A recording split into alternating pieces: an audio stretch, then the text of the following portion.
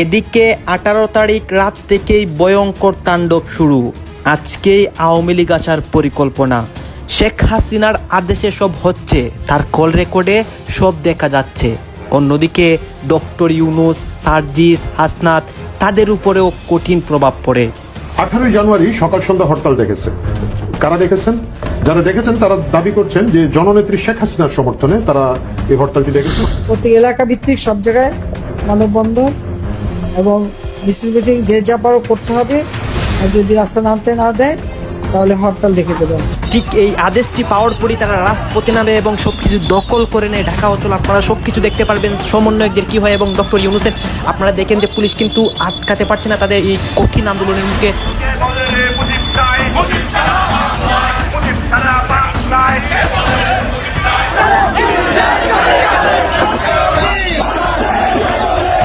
ইউনূসের পতন যাত্রা কিন্তু শুরু হয়ে গিয়েছে। ইউনূসের এবং উপদেষ্টাদের এবং সমন্বয়কদের। শেখ হাসিনার আগামী 19 তারিখের ভাষণ নিয়ে ইউনূস সরকার এতটাই ভয় পেয়েছে। যারা ভাবতেন যে খালি জামাত ইসলামী পারে না, ভাই আওয়ামী লীগও পারে। আওয়ামী লীগ ফিরে আসবে ভয়ঙ্কর রূপে, তবে এই রূপে যে ফিরে আসবে এটা সারা বাংলাদেশের কেউ ভাব। 84 বছরের একটা চেষ্টা সফল, সরকার বাধ্য হচ্ছে সফল করতে। প্রফেসর ডক্টর মোহাম্মদ ইউনূস যুগান্তকারী একটা আহ্বান জানিয়েছেন। আহ্বানের মধ্য দিয়ে বাংলাদেশ উন্নয়নের মহাসড়কে উঠবে বলে আমরা বিশ্বাস করি। দর্শক, এটা আমাদের জন্য একটা ভাগ্যের ব্যাপার যে আমাদের একজন ডক্টর ইউনূস আছে। এই জাতিসংঘের টিমের সাথে আওয়ামী লীগের মিটিং হওয়া মানে অর্থাৎ আওয়ামী লীগের যে কোনো প্রতিনিধি দল এবং সদস্য তাদেরকে ঘিরেই আওয়ামী লীগ সামনে অচিরে পুনরুজ্জীবিত হবে নিশ্চিত। আমরা তো শেখ হাসিনার 2 কোটি মানুষের দায় এয়ারপোর্টে মালা দিয়ে আনু। শুধু শেখ হাসিনার ডাকের অপেক্ষা আমরা সাধারণ মানুষ আছি। আমরা হইলাম শেখ হাসিনার রিজার্ভ ফোর্স। শেখ হাসিনা ডাকান মাত্রে আমরা আন্দোলনে আছি। আসসালামু আলাইকুম রহমতুল্লাহ। সবাই কেমন আছেন? আশা করি সবাই অনেক অনেক ভালো এবং সুস্থ আছেন। সবাইকে স্বাগতম জানাচ্ছি আমাদের আরেক নতুন ভিডিওতে। প্রতিদিনের মতো আমি আপনাদের সিরিয়াত ফারুকী। দর্শক, আজকের ভিডিও টাইটেল এবং থাম্বনেল দেখে বুঝতে পেরেছেন কি বিষয়টা নিয়ে কথা বলবো। খুবই গুরুত্বপূর্ণ একটা বিষয় নিয়ে কথা বলার জন্য চলে আসলাম। কোন দিকে যাচ্ছে বাংলাদেশ, কি হতে যাচ্ছে বাংলাদেশের ভবিষ্যৎ অবস্থান, কেন বাংলাদেশকে নিয়ে এভাবে একের পর এক ষড়যন্ত্র হচ্ছে, সর্বশেষ আপডেট জানার জন্য অবশ্যই আপনাকে চ্যানেলটি সাবস্ক্রাইব করে ধৈর্য সহকারে ভিডিও দেখার জন্য অনুরোধ করছি। আপনারা ইতিমধ্যে ভিডিওর শুরুতে বেশ কিছু অংশ বিশেষ দেখে বুঝতে পেরেছেন আজকের ভিডিওটি কতটুকু গুরুত্বপূর্ণ। তাই সবাইকে অনুরোধ করব বর্তমানে দেশের পরিস্থিতি সম্পর্কে জানতে অবশ্যই আপনাদেরকে সম্পূর্ণ ভিডিও দেখতে হবে। আর বেশি কথা বলছেন, আমরা একটা ভিডিও প্রচার মাধ্যমে একটু বিস্তারিত দেখে আসবো। দেশের মধ্যে যারা কর্মী সমর্থক এই মুহূর্তে উপস্থিত রয়েছে তাদের উপর নির্ভরশীল পুরোটাই। এখন আওয়ামী লীগ এই যে খেলা শুরু করে দিল, এই খেলায় আপনারা খুব শীঘ্রই দেখতে পারবেন মেহনতি মানুষ, এক কথায় যদি আমরা বলি, এরা এই হরতালের সমর্থন জানাবে। কারণ 5 আগস্টের পর যখন 8 আগস্ট ইউনূস ক্ষমতায় বসেছে, এরপর থেকে দেশের কোনো কিছু ঠিক নেই। দ্রব্যমূল্যের ঊর্ধ্বগতি আকাশচুম্বী, আইন শৃঙ্খলা নেই। এরপর বিগত সময়ে বছরের মধ্যবর্তী সময়ে এসে ভ্যাট বাড়ানো হয়েছে, প্রত্যেকটা জিনিসের উপর ভ্যাট বাড়ানো হয়েছে। এই জিনিসগুলোতে মানুষ অনেকটা ক্ষুব্ধ, বিরক্ত, অনেকটা হতাশ যে সাধারণ জনগণ এবং ছাত্র সমাজের যে আশা আকাঙ্ক্ষার প্রতিফলনের স্বপ্ন দেখিয়ে, বৈষম্যহীন বাংলাদেশ বিনির্মাণের একটা স্বপ্ন দেখিয়ে মূলা ঝুলিয়ে ডক্টর ইউনূস ক্ষমতা এসেছিল সমন্বয়কদের কাঁধে ভর করে, তারা সেই জায়গা থেকে অনেক আগে বের হয়ে গিয়েছে, তারা সেই জায়গায় নেই। তো এখন এই যে অসংখ্য ব্যর্থতার মাঝে তথাকথিত কিছু রাজনৈতিক দল রয়েছে ডান বাম, তারা ইউনূসকে সমর্থন করে যাচ্ছে তাদের নিজেদের হীন স্বার্থ চরিতার্থ করার জন্য। তো সব দিক থেকে মনে হচ্ছে আওয়ামী লীগের খেলা শুরু হয়ে গিয়েছে এবং সেটা ধীরে ধীরে মহাসাগরে পরিণত হবে। আপনারা খুব শীঘ্রই সেটা দেখতে পারবেন। এবং আওয়ামী লীগ রাজপথে বিরোধী দলে থাকাকালীন কতটা শক্তিশালী, কতটা শক্তিমত্ত জায়গা মধ্যে রয়েছে, তাদের যারা গত 15 বছরে তেল চর্বি মাখন খেয়ে ভুঁড়ি মেদ বাড়িয়েছে তাদেরকে খুঁজে পাওয়া যাবে না, তারা তো দেশের বাইরে চলে গিয়েছে পালিয়ে। কিন্তু আওয়ামী লীগের যে একটা অনুভূতি, আওয়ামী লীগের প্রতি মানুষের একটা ভালোবাসা, মেহনতি মানুষের শ্রমিক জনতার একটা অনুভূতির জায়গা, একটা ভালোবাসার জায়গা রয়েছে, সেটা আপনারা খুব শীঘ্রই সেটার বিস্ফোরণ আপনারা পুরো বাংলাদেশ দেখতে পারবেন। তো বলা যায় আওয়ামী লীগ খেলা শুরু করে দিয়েছে। এখন ডক্টর ইউনূস সেই খেলা কিভাবে সামাল দিবে, বিএনপি জামাত সেই খেলা কিভাবে সামাল দিবে, সেটা তাদের শক্তিমত্তা, তাদের সাংগঠনিক শক্তিমত্তার উপর নির্ভরশীল। ইউনূসের বিদায় ইনশাল্লাহ নিশ্চিত। ইউনূস থাকছেন না, শেখ হাসিনা ইনশাল্লাহ বাংলাদেশে আসবেন। আমি সোর্স এবং তথ্যটা কোথা থেকে পেয়েছি সেটা আমি ডিসক্লোজ করলাম না ফর কনফিডেন্সিয়াল রিজন। বা ইউনূস থাকছেন না ইনশাল্লাহ, এটুকু মোটামুটি নিশ্চিত। আর এদিকে সেনাবাহিনীর উপরে চাপ আসছে, স্যাংশন আসছে। কারণ যে কারণে ইউনূস থাকছেন না এবং সেনাবাহিনীর উপরে চাপ আসছে, এগুলো আমি বলছি। যে প্রথমত যে আপনারা দেখেছেন যে গতকালকে এবং আজকে যে উপজাতি ছাত্র সংগঠনের উপরে, উপজাতি ছাত্রদের উপরে যেভাবে হামলা করা হয়েছে, তাদের উপরে জলকামান দিয়ে যেভাবে পানি ছিটানো হয়েছে, তাদেরকে যেভাবে পিটিয়ে আহত করা হয়েছে, এটা হচ্ছে অত্যন্ত মারাত্মক একটা বিষয়। কেন মারাত্মক একটা বিষয় আমি বলি যে ইউনাইটেড নেশনের যারা সেনাবাহিনীর যেসব অফিসার কাজ করতে যান, বা ইউনাইটেড নেশনের পলিসি হচ্ছে যে সেনাবাহিনীর উপর একটা গাইডলাইন দেওয়া থাকে, একটা নির্দেশনা দেওয়া থাকে। সেই গাইডলাইন এবং নির্দেশনাটা হচ্ছে যে বলা থাকে যে এথনিক মাইনরিটি, সংখ্যালঘু, এদেরকে যেন রক্ষা করা হয়, এদের উপরে যেন কখনো অন্যায় অত্যাচার নির্যাতন যেন না হয়, এটা এদের উপর একটা স্পেশাল গাইডলাইন দেওয়া থাকে, নির্দেশনা দেওয়া থাকে। কিন্তু 5ই আগস্টের পর থেকে বাংলাদেশে কি হয়েছে আপনারা দেখেন যে উপজাতিদের উপরে আপনারা দেখেছেন গতকালকে আজকে কিভাবে তাদের উপরে অন্যায় অত্যাচার করা হয়েছে, তাদের উপরে লাঠিপাটা করা হয়েছে, তাদের উপরে নির্যাতন করা হয়েছে, তাদেরকে রক্তাক্ত করা হয়েছে। এই বিষয়গুলো ইউনাইটেড নেশন কখনো ভালোভাবে নেয় না। সেকেন্ড হচ্ছে যে এথনিক মাইনরিটির বিষয়টি, যেটা আগেও বলেছি এখন বলছি, যে এথনিক মাইনরিটির বিষয়ে স্পেশাল ডাইরেকশন দেওয়া থাকে ইউনাইটেড নেশন থেকে সেনাবাহিনীর উপরে। কিন্তু বাংলাদেশে এথনিক মাইনরিটিরা কি রক্ষা পেয়েছে? রক্ষা পায় নাই। আপনারা দেখবেন যে বড়দিনে, খ্রিস্টানদের বড়দিনেও খ্রিস্টানদের উপরে বাংলাদেশে হামলা হয়েছে। যার জন্য এই সব কারণে, সবগুলো সমন্বিত কারণে কিন্তু আপনি দেখবেন যে ফরেন ইনভেস্টমেন্ট কিন্তু বাংলাদেশে একেবারে বন্ধ হয়ে গেছে। ইউনূস বড় বড় কথা বলেছিল, এই দেশ থেকে সে দেশ থেকে টাকা নিয়ে আসবে, এটা নিয়ে আসবে, সেটা নিয়ে আসবে। আসলে কিন্তু প্রকৃতপক্ষে আদতে একটি টাকাও কিন্তু সে বিদেশ থেকে আনতে পারেনি। এবং এই জন্য এই সব সম্মিলিত কারণে মার্কিন যুক্তরাষ্ট্র কিন্তু জো বাইডেন অ্যাডমিনিস্ট্রেশন যে বাংলাদেশে যে রাষ্ট্রদূত নিয়োগ দিয়েছিল, এই ট্রাম্প অ্যাডমিনিস্ট্রেশন সেই নিয়োগটি স্থগিত করেছে। নিয়োগটি স্থগিত করে এখন নতুন, তাদের ইচ্ছা মতো নতুন রাষ্ট্রদূত কিন্তু পাঠাবে। তার মানে কি? তার মানে এটি কি বার্তা দেয়? তার মানে হচ্ছে জো বাইডেন অ্যাডমিনিস্ট্রেশন শেখ হাসিনাকে উৎখাত করার জন্য যেভাবে কাজ করেছে, যে ইউনূসকে প্রতিনিধি হিসেবে পাঠিয়েছে, ইউনূস তার বদলতে যেটি করেছে যে এখানে বাংলাদেশে তাদের জন্য একটি হিতে বিপরীত হিসাবে কাজ করেছে। তারা মনে করেছিল যে ইউনূসকে দিয়ে, ইউনূস একজন নোবেল লরেট, ইউনূসকে দিয়ে কাজ করাবে, জঙ্গিবাদের বিপক্ষে কাজ করাবে, তারপর আমাদের সেন্ট মার্টিন তারা একটা ঘাঁটি করবে, এগুলো করবে, এগুলো নিয়ে কাজ করবে। কিন্তু আসলে হিতে বিপরীত হয়েছে, আসলে এগুলো কোনো কাজের কাজ কিছুই হয়নি। যার জন্য এখন মার্কিন যুক্তরাষ্ট্র নিজেই তার উপরে ত্যক্ত বিরক্ত এবং তার উপরে যে সমর্থন ছিল সেটি উঠিয়ে নিয়েছে। এবং এটি মোটামুটি নিশ্চিত থাকেন যে ইউনূস, এই ইউনূস, জঙ্গিবাদের মদতদাতা ইউনূস আর থাকছেন না।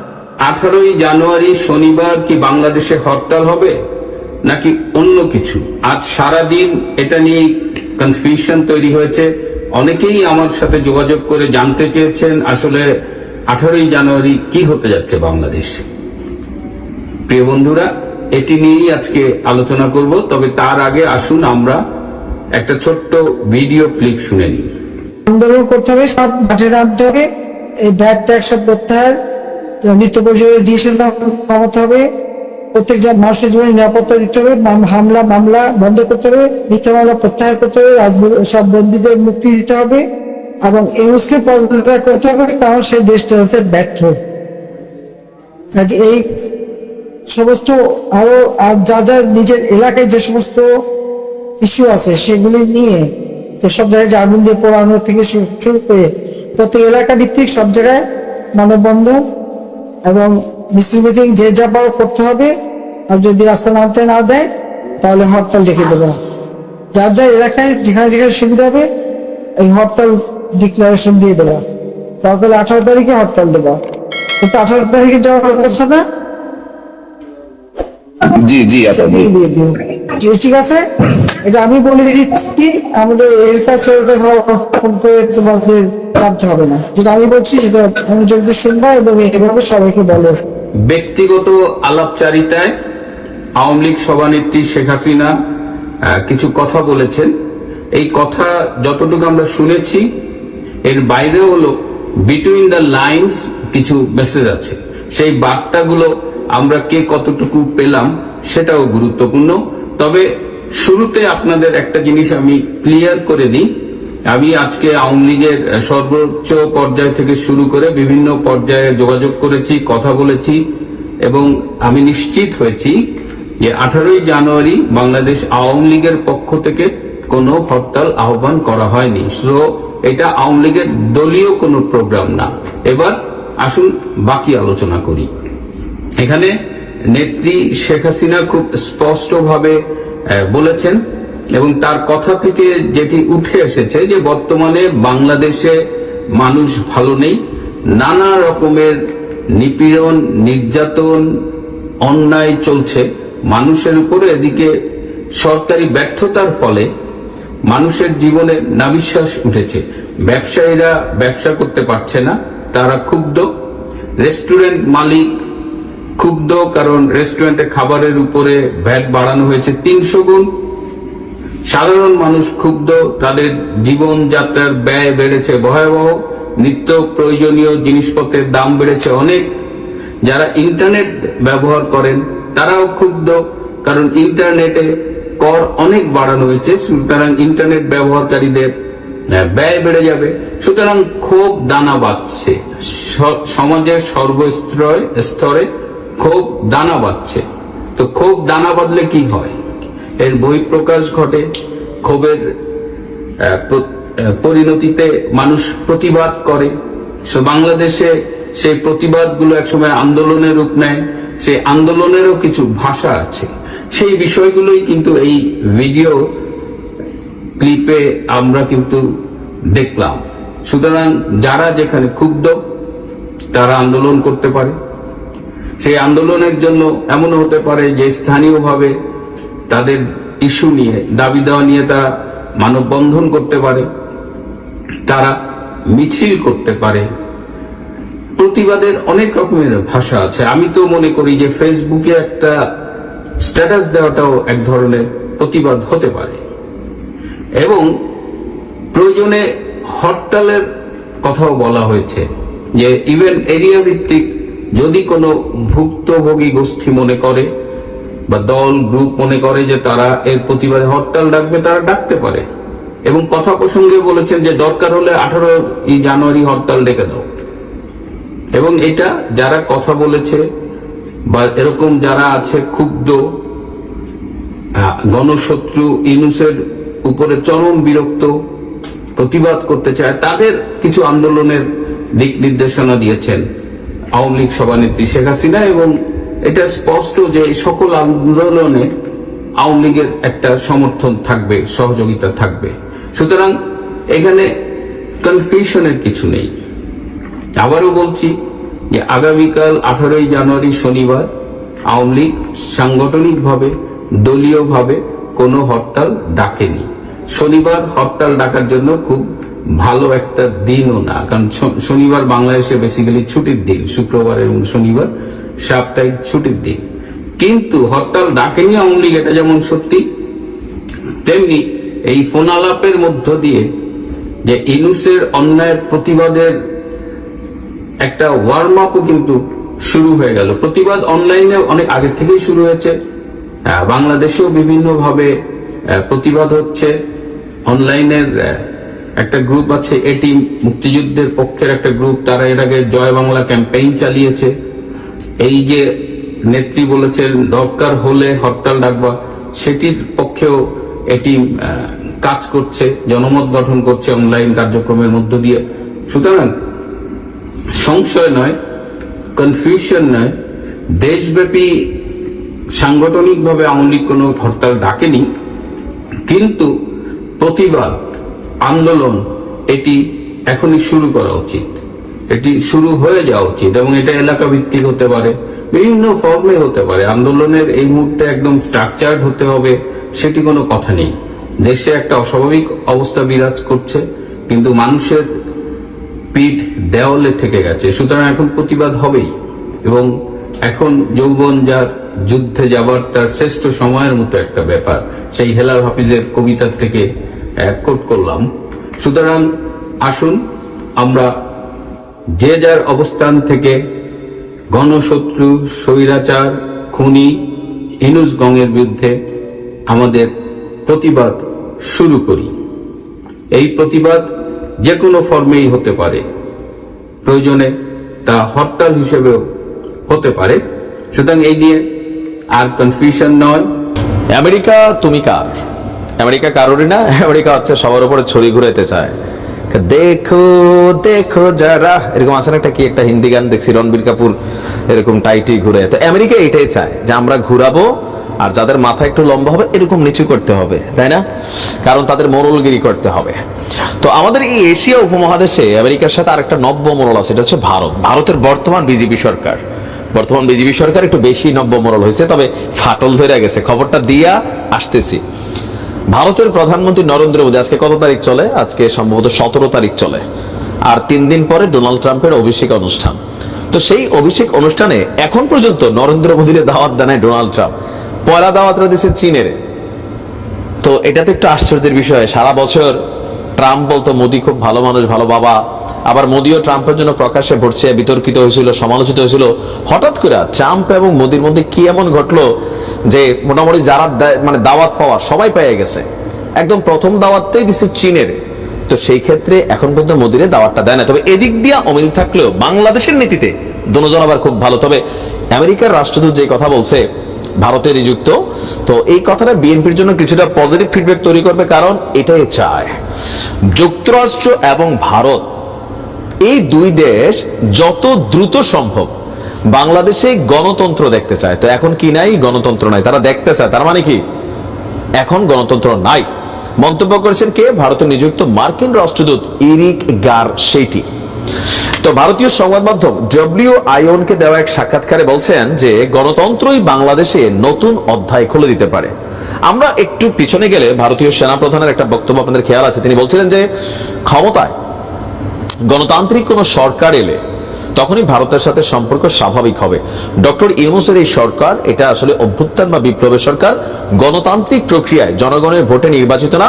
সুতরাং তারা মনে করছে যে এই সরকারের সাথে কিসের ডিল হবে, এটা ব্যক্তি বা গোষ্ঠী বিশেষের সরকার, আর তারা মনে করছে এটা মৌলবাদীদের সরকার, ভারতীয়দের কথা। যাই হোক, তো আমেরিকার এই ভারতীয় অবস্থান করা রাষ্ট্রদূত বলছেন গণতন্ত্রই বাংলাদেশে নতুন অধ্যায় খুলে দিতে পারে। বৈশ্বিক অঙ্গনে ভারত এবং যুক্তরাষ্ট্র একসঙ্গে কাজ করা প্রসঙ্গে তিনি বলছেন এটা অতীতের কোনো বিষয় না। বর্তমানে ভারত এবং যুক্তরাষ্ট্র যেভাবে একসঙ্গে কাজ করছে এর আগে কখনোই এমনটি ঘটেনি। এই প্রথম বাংলাদেশের নির্বাচন নিয়েও মন্তব্য করলো ভারতে নিযুক্ত এই মার্কিন রাষ্ট্রদূত এরিক গারশেটি। বলছেন আমরা দুই দেশই শান্তিপূর্ণ গণতান্ত্রিক দক্ষিণ এশিয়া দেখতে চাই। এই নীতিতে একমত ভারত এবং যুক্তরাষ্ট্র। তো ভারতে কি গণতন্ত্র আছে? আছে। আমরা ওই নিয়ে কথা বলতে চাইলাম না। যারা ভারতের জনগণ বাংলা ভাষাভাষী আছেন, আপনারা দাদা আপনার দেশ সম্পর্কে লেখেন, বি অনেস্ট স্পিকিং করবেন, হ্যাঁ, ফুটিকা থাকলে খায় নিবেন। তো বলতেছে যে ভারতে গণতন্ত্র চায়, মানে তারা মনে করে যে এলাকাতে তারা গণতন্ত্র দেখতে চায়, হ্যাঁ, মানে ওই আর কি। যাই হোক, এরপর বলছে যে আমরা এই নীতির ভাগিদার। এই ক্ষেত্রে দুই দেশ সমন্বয় করেছে বলে মন্তব্য করে বলছেন আমরা পরিষ্কার করে বলতে চাই বাংলাদেশ কিংবা যে কোনো দেশেই হোক না কেন ধর্মীয় সংখ্যালঘুদের নির্যাতন করা উচিত নয়। দেখছেন, আমরা মনে করি আমাদের একটি সুযোগ আছে। ভারত থাকতে থাকতে গোমূত্র পান করতে করতে করে, আমেরিকান কিন্তু এগুলা করে, ব্রেন যা ছিল তা কিন্তু খায়া ফেলছে। সে বসবাস করে কোথায়? ভারতে। সে বলে যে সংখ্যালঘুদের উপর নির্যাতন করা উচিত নয়। তো তুমি যে আমেরিকার রাষ্ট্রদূত ভারতে বসে রয়েছো, ভারতে কি ঘটছে? সব জায়গায় বলছি না, সব জায়গায় না, অনেক জায়গায় ভালো পরিবেশ আছে, কিন্তু যেখানে ঘটছে এগুলোকে তোমরা দেখো নাকি দেখো না? দেখো, কিন্তু সেখানে বলবো না তোমরা গণতন্ত্র ইসরায়েলিদের পক্ষে দেখতে চাও, এরকম এখানেও। তো তারা বলছে কি সুযোগ আছে যে বাংলাদেশে খুব দ্রুত গণতান্ত্রিক একটা সরকার দেখতে চায় বা গণতন্ত্র ফিরে আসা, মানে নির্বাচন। তো বিএনপি তো এমনি নির্বাচন নিয়ে খুব তারা চেষ্টা করছে যত দ্রুত সম্ভব নির্বাচনটা করার। একটা বৈশ্বিক মোরাল ভোট দরকার ছিল, এখন কিন্তু এটাও পাওয়া গেছে। তা আমার মনে হয় আর কি নির্বাচনটা সম্ভবত 2025-এর শেষেই হয়ে যাবে। যতই জাতীয় ঐক্য সরকার গঠন এগুলো হোক, কিন্তু দিন শেষে ক্ষমতার জন্য বিএনপি শক্তভাবে মাঠে নামবে নির্বাচনের জন্য। জামাতও তাতে মেটিকুলাসলি সাপোর্ট করবে, দেখবেন। তো ডক্টর ইউনূসের সরকারকে একটা বার্তা দিয়েছে যত দ্রুত সম্ভব নির্বাচন দিয়া তুমি। আগামী 19 জানুয়ারি সন্ধ্যে 6টায় ভার্চুয়ালি আওয়ামী লীগ নেতা কর্মীদের উদ্দেশ্যে আওয়ামী লীগ প্রধান, আওয়ামী লীগ সভানেত্রী প্রধানমন্ত্রী শেখ হাসিনা ভাষণ দেবেন, এমনটাই আমরা জানলাম। এবং এটি গণমাধ্যমে খবর এসছে, বিবিসি বাংলায় বিশেষ করে খবর এসছে, এবং এরকম একটি পোস্টারও দেখলাম। আসলে আওয়ামী লীগের তো ফিরতেই হবে, কারণ এই মুহূর্তে যদি আপনাকে জিজ্ঞেস করি আপনি বাংলাদেশের মানুষ কেমন আছেন, বলতে পারবেন আপনি কেমন আছেন? আপনি ভালো নেই, আমি ভালো নেই। বাংলাদেশের এই রূপ কখনো আমি দেখতে চাইনি, আমাকে সেই রূপ দেখতে হচ্ছে, যার কারণে আমি ভালো নেই। কাজেই সঙ্গত কারণেই আওয়ামী লীগ ফিরতে হবে, আওয়ামী লীগ ফিরবে। শেখ হাসিনা কর্মসূচি নিয়ে ফিরছেন এবং শেখ হাসিনা ফিরছেন।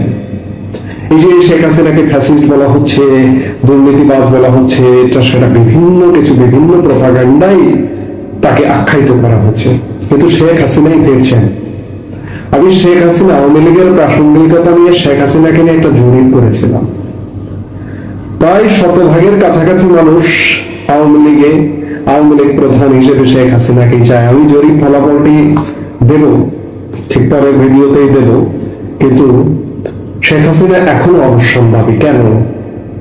আসলে সত্যিকার অর্থে শেখ হাসিনা হয়তো একটু ধীরে চলনীতিতে চলবার কারণে তার পরিবারের মধ্য থেকে কাউকে রাজনৈতিকভাবে উপযুক্ত করেননি, যার কারণে এখনো পর্যন্ত আওয়ামী লীগের প্রাসঙ্গিক হচ্ছে শেখ হাসিনা, এবং শেখ হাসিনাই আওয়ামী লীগকে গোছাবেন এবং আওয়ামী লীগকে ক্ষমতায় নিয়ে যাবেন আবার।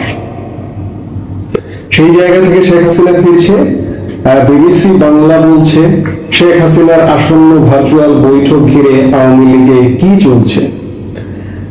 আমি খানিক আগে যেটি বললাম যে ভার্চুয়ালি তিনি নেতাকর্মীদের উদ্দেশ্যে আগামী 19 জানুয়ারি রোববার সন্ধ্যে 6টায় বক্তব্য দেবেন, এবং এই বক্তব্যটি হবে প্রেরণার, এবং এই বক্তব্যটি হবে আওয়ামী লীগের ঘুরে দাঁড়ানোর, সারা বাংলাদেশের আওয়ামী লীগের নেতাকর্মীদেরকে দিক নির্দেশনা দেবেন বলেই ধারণা পাওয়া যাচ্ছে। তবে উদ্যোগটি এমন সময় নেওয়া হয়েছে যে সময় দলটির সিনিয়র নেতাদের প্রায় সবাই জেলে কিংবা আত্মগোপনে। অন্যদিকে আত্মগোপনে থাকা সিনিয়র নেতাদের বিরুদ্ধে দলের কর্মীদের অনেকেই সামাজিক মাধ্যমে পোস্ট দিয়ে তীব্র ক্ষোভ ও অসন্তোষ প্রকাশ করতে দেখা গেছে। করা উচিত অবশ্যই, যাদের কারণে আজকে আওয়ামী লীগের এই ভরাডুবি, আওয়ামী লীগের এই ভয়াবহ পরিণতি, এই ভয়াবহ অবস্থা, তাদেরকে ক্ষোভ তো প্রকাশ করতেই হবে। এবং আমি সারা দেশের নেতা কর্মীদের বলবো যে আপনারা এই ক্ষোভটা জারি রাখবেন। একজন বিতর্কিত যেন আগামীর আওয়ামী লীগে স্থান না পায়। আমি একই সাথে আরেকটি কথা বলতে চাই যে আওয়ামী লীগে বাংলাদেশে যে 300টি সংসদীয় আসন সংরক্ষিত পরের ব্যাপার, নির্বাচিত হয় যে 300টি সংসদীয় আসন, এই 300টি আসনের আমি ধারণা করি এক একটা জমিদারি পত্তন হয়েছে একটা এলাকায়। এই জমিদারি পত্তন গুলো করতে হবে। প্রায় 100% আওয়ামী লীগের এমপিদের পাল্টাতে হবে। 100% যদি নাও পারা যায়, কমপক্ষে 250 এমপি পাল্টাতে হবে। এর সাথে আমি এই কথাটা যোগ করতে চাই, কারণ নেত্রী সবই জানেন, শেখ হাসিনা সবই জানেন যে সারা বাংলাদেশে কি, কিন্তু কোনোভাবেই এদেরকে কন্ট্রোল করা এক প্রকার অসম্ভব ছিল, অসম্ভব হয়ে পড়েছিল, যার কারণে আজকে এই অবস্থা হয়েছে। আওয়ামী লীগ নেতারা জেলে, আওয়ামী লীগ নেতারা পলাতক, আওয়ামী লীগ নেতাদের খুঁজে পাওয়া যাচ্ছে না। আজকে 5-6 মাস হয়ে যেতে প্রশ্ন আওয়ামী লীগকে সংগঠন হিসেবে খুঁজে পাওয়া যাচ্ছে না, এবং প্রতিপক্ষ, শত্রুপক্ষ আওয়ামী লীগকে দাঁড়াতে দিচ্ছে না। কেন দাঁড়াতে দিচ্ছে না? এই দুর্বৃত্তদের কারণে, এই দুর্বৃত্তদের আচার আচরণে। কেন বাংলাদেশে কি একটা পরিচ্ছন্ন রাজনীতি হতে পারে না? অবশ্যই হতে পারে, কিন্তু দুর্বৃত্ত মুক্ত আওয়ামী লীগ গঠন করতে হবে আগামীর আওয়ামী লীগ। এছাড়া আওয়ামী লীগ ঘুরে দাঁড়াতে পারবে না। সাথে এটিও বলি, আমি এই মুহূর্তে আওয়ামী লীগের যে অবস্থা, আওয়ামী লীগ তুমুল জনপ্রিয়। আওয়ামী লীগ, আমি বারবার বলি, এটি বারবার বলবো, আওয়ামী লীগের নেতা কর্মীদের, সারা দেশের নেতা কর্মীরা যে কি ভয়াবহ অসহায় অবস্থায় আছে, তাদের প্রেরণার জন্য বলবো আওয়ামী লীগ তুমুল জনপ্রিয়। 5 অগাস্ট এবং 5 আগস্ট পূর্ববর্তী সময় আওয়ামী লীগ এতটা জনপ্রিয় ছিল না। আজকে আওয়ামী লীগ পতনের 5 মাস 6 মাস পরে এসে আওয়ামী লীগ অন্যরকম জনপ্রিয়, ভিন্ন মাত্রার জনপ্রিয়। এমনকি 2009 সালে যে জনপ্রিয়তা নিয়ে ভূমিধস বিজয় নিয়ে আওয়ামী লীগ ক্ষমতায় এসেছিল, তার থেকে আজকের দিনে আওয়ামী লীগ জনপ্রিয়। এটি আমার মুখের কথা না, দেশি বিদেশি আন্তর্জাতিক গণমাধ্যম, আমার নিজস্ব জরিপ, সবকিছু মিলে আওয়ামী লীগ এতটা জনপ্রিয়। কেন জনপ্রিয়? আওয়ামী লীগ কি নিজের যোগ্যতায় জনপ্রিয়? বিগত 5-6 মাস আওয়ামী লীগ কি কাজ করেছে যে আওয়ামী লীগ হঠাৎ করে জনপ্রিয় হবে? কিচ্ছু করার দরকার নেই। মানুষ শুধুমাত্র কম্পেয়ার করছে যে আওয়ামী লীগের সময় কেমন ছিলাম আমি সামাজিকভাবে, সামাজিক নিরাপত্তায়, আমার জীবনযাত্রার ব্যয় কেমন ছিল, আমার কাজকর্ম, আমি কোনো অফিস আদালতে গেলে কাজকর্মটা কতটা সহজে করতে পারতাম, এগুলো মানুষ তুলনা করছে। সরকার, এই যে একটা দখলদার সরকার, সরকারটি বসে আছে, এই সরকারটি যত ব্যর্থ হচ্ছে, এই সরকারকে ব্যর্থতার আলাপ করে শেষ করা যায় না। এই যে শিক্ষার্থীদের হাতে বই দিতে পারে না, শিক্ষা উপদেষ্টা স্বয়ং বলছেন যে শিক্ষার্থীরা কবে বই পাবেন, কবে বই পাবে তিনি জানেন না। কোন বাংলাদেশে এসে পৌঁছেছি? আজকে 2025 জানুয়ারি মাস, আপনি এক বস্তা চাল কিনতে প্রায় 3800 বা 4000 টাকা ব্যয় করছেন, ভালো মানের চাল। কিন্তু 2024 সালের জানুয়ারি মাসে আপনি চাল কিনেছেন ভালো মানের চাল 3300 টাকায়। কোথায় আছেন? কোথায় নেমে গেছে জীবনযাত্রার ব্যয়? কোনো কিছুতে কন্ট্রোল নাই। এটি গেল সরকারের। আরেকটি বলি, যে রাজনৈতিক দল, বাংলাদেশে যে ক্রিয়াশীল রাজনৈতিক দল যারা আছে, সব ম্যাক্সিমাম বাংলাদেশকে একটা পাকিস্তানি ভাবধারায় নিয়ে যেতে চাইছে। ডালিমদের, মেজর ডালিমদের উত্থান ঘটাতে চাইছে বিএনপি। আমরা বিএনপি তো অনেক মুক্তিযোদ্ধা আছে, এটাই মানতে চাই, কিন্তু বিএনপি মুক্তিযুদ্ধের জায়গায় ভূমিকা পালন করতে পারছে না। বিএনপি নানা রকম বিতর্কিত কর্মকাণ্ডে জড়িয়ে গেছে ইতিমধ্যেই। আর জামাত তো সুকৌশলে সব দখলে নিয়েছে, প্রশাসন থেকে শুরু করে, গণমাধ্যম থেকে শুরু করে, সরকারি গণমাধ্যম থেকে শুরু করে, বিশ্ববিদ্যালয় থেকে শুরু করে, ইন্টেলেকচুয়াল জায়গা, নির্বাচন কমিশন, এমন কোন জায়গা নেই জামাত ইন্টেলেকচুয়াল জায়গাগুলো দখলে নেয়নি। এবং তারা পরিকল্পনা করছে আগামী নির্বাচন হবে ইঞ্জিনিয়ারিং এর নির্বাচন, আওয়ামী লীগকে অংশগ্রহণ করতে দেওয়া হবে না। কিন্তু বাস্তবতা হচ্ছে আওয়ামী লীগ অংশগ্রহণ করবে। সারা দেশের নেতা কর্মীদের প্রেরণার জন্য এটাও বলতে চাই, আপনাদের যে যেখানে আছেন সেভাবে প্রস্তুতি নেন এবং সত্যের পথে প্রস্তুতি নেন, ন্যায়ের পথে প্রস্তুতি নেন। সত্য ন্যায়নিষ্ঠ নেতা কর্মী আপনারা নির্বাচন করুন। আপনারা মনে মনে সিলেক্ট করুন যে এই লোককে আমরা নেতা হিসেবে চাই। দুর্নীতিবাজ দুর্বৃত্তদের ফেলাই দেন। নির্বাচন আসছে, আওয়ামী লীগ নির্বাচনে অংশগ্রহণ করবে, করতে দিতে হবে। কারণ হচ্ছে সারা বিশ্ব আছে, সারা বিশ্ব আওয়ামী লীগের সাথে আছে। ভারত আওয়ামী লীগের সাথে আছে, শেখ হাসিনার সাথে আছে, মানে সারা বিশ্ব আওয়ামী লীগের সাথে আছে। সেই জায়গায় আমি যেটি দিয়ে শুরু করেছিলাম কথা, যে আওয়ামী লীগ ফিরছে এবং তুমুল ভাবে ফিরছে, তীব্র ভাবে ফিরছে। আমি কদিন আগের বক্তব্যেও বলেছি যে আওয়ামী লীগের যে এই যে জনপ্রিয়তা এখন, এটি কি ক্যাশ করতে পারবে? অবশ্যই পারবে, পারতে হবে। এই পারবারই প্রাথমিক পদক্ষেপ হিসেবে আগামী 19 জানুয়ারি আওয়ামী লীগ প্রধান, আওয়ামী লীগ সভানেত্রী শেখ হাসিনা, প্রধানমন্ত্রী শেখ হাসিনা নেতা কর্মীদের উদ্দেশ্যে ভার্চুয়ালি বক্তব্য দেবেন এবং তিনি সুস্পষ্ট নির্দেশনা দেবেন। সেটাই প্রত্যাশা করা যাচ্ছে। তো আমরা চাই আওয়ামী লীগ ফিরুক, কারণ আমরা এই বাংলাদেশ দেখতে চাই না। কারণ আমরা বিএনপির কাছে প্রত্যাশা করলেও আমাদের প্রত্যাশা পূরণ হচ্ছে না। বাংলাদেশের স্বাধীনতা অখণ্ডতা রক্ষার জায়গায় বিএনপি সেই ভূমিকায় অবতীর্ণ হতে পারছে না। এই জায়গায় বিএনপির বড় ব্যর্থতা আছে। এই কারণে আমরা আশা করতে চাই, আওয়ামী লীগ আমাদের স্বাধীনতা দিয়েছে, নেতৃত্ব দিয়েছে মুক্তিযুদ্ধের। আমরা আশা করব আজকে 2025-এ এসেও আওয়ামী লীগ আবারও নেতৃত্ব দিয়ে বাংলাদেশকে অন্তত পক্ষে বাঁচাবে। এই প্রত্যাশা করাটা কি খুব বেশি হয়ে যায়? আমি আওয়ামী লীগের কাছে ছাড়া এই মুহূর্তে প্রত্যাশা করতে পারছি না। আমরা আশা করব আমাদের প্রত্যাশা, জনগণের প্রত্যাশা, জনপ্রত্যাশা বাস্তবায়ন করবে। এবং বারবার জোর দেব, আওয়ামী লীগ প্রধান জননেত্রী শেখ হাসিনা তিনি আগামীর আওয়ামী লীগকে একটা ভিন্ন আওয়ামী লীগ হিসেবে গড়ে তুলবেন এবং তিনি আওয়ামী লীগে প্রচুর ন্যায়নিষ্ঠ নীতিবান মানুষ সংযোগ ঘটাবেন আওয়ামী লীগে। একটি খবর জানলাম যে আওয়ামী লীগের সাধারণ সম্পাদক ওবায়দুল কাদের সহ বিতর্কিত যারা ভূমিকার জন্য ঘৃণিত, যাদের নাম সোশ্যাল মিডিয়ায় উচ্চারিত হচ্ছে, তিনি স্বয়ং আওয়ামী লীগ প্রধান শেখ হাসিনা নিষেধ করেছেন তাদেরকে কোনো বার্তা দিতে আওয়ামী লীগের পক্ষ থেকে। আমরা এটাই চাই যে আওয়ামী লীগ এই ধরনের। তো প্রিয় দর্শক, এই বিষয়টি নিয়ে আপনার মতামত দ্রুত কমেন্টে জানিয়ে ফেলেন। আর যারা আমাদের চ্যানেলটিতে নতুন ছিলেন এতক্ষণ, অবশ্যই আমাদের চ্যানেল সাবস্ক্রাইব করে সাথে থাকবেন। আর কে কোথা থেকে আজকের ভিডিওটি দেখতেছেন বা প্লে করেছেন, ভিডিওটি শেষ পর্যন্ত দেখেছেন, অবশ্যই দ্রুত কমেন্টে জানিয়ে ফেলেন। পরবর্তী আপডেট পেতে অবশ্যই আমাদের চ্যানেলের সাথে থাকুন, দেখতে থাকুন। অবশ্যই দেখতে ভালো লাগে, ভালোবাসা হয়ে যাবে ইনশাল্লাহ। এতক্ষণ সাথে থাকার জন্য সবাইকে অসংখ্য ধন্যবাদ। সুস্থ থাকবেন। আল্লাহ হাফিজ।